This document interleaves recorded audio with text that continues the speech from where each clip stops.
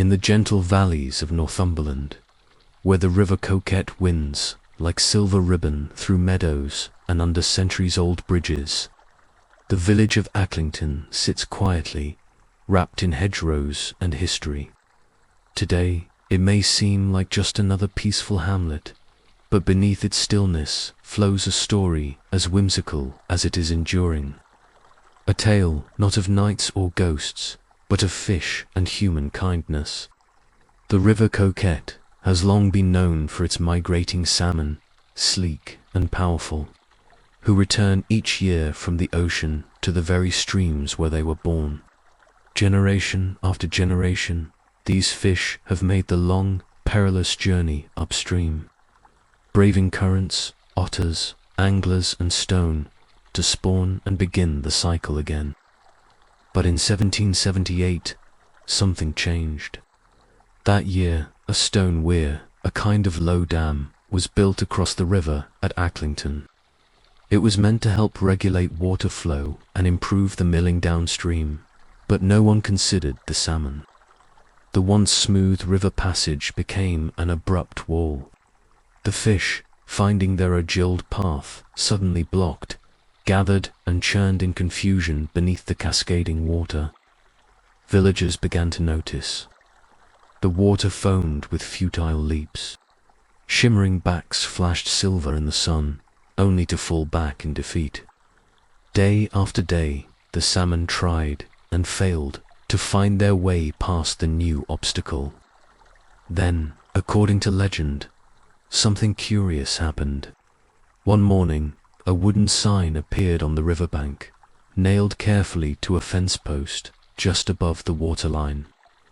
Painted in broad strokes, it read, "This way, lads, easier water upstream."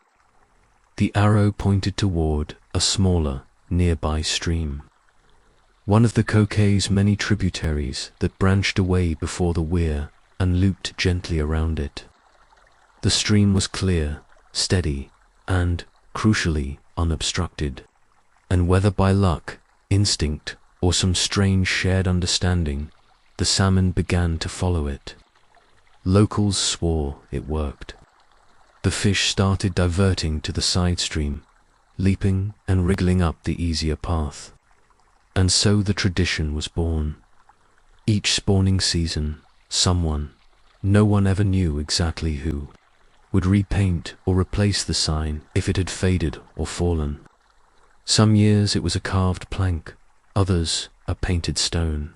Once it was even scrawled on a sheet of tin. The sign became part of Acklington's charm.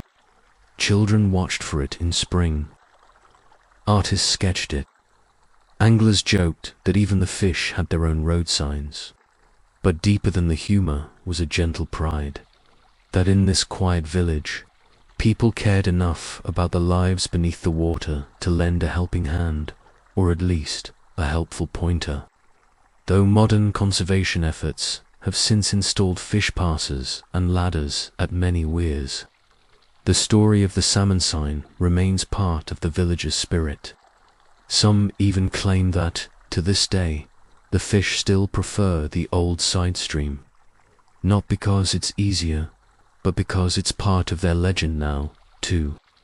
In Acklington, the river flows as it always has, the weir still stands, and each spring the salmon return, guided, perhaps, not just by instinct, but by the memory of a painted arrow and the kindness of those who once thought to help.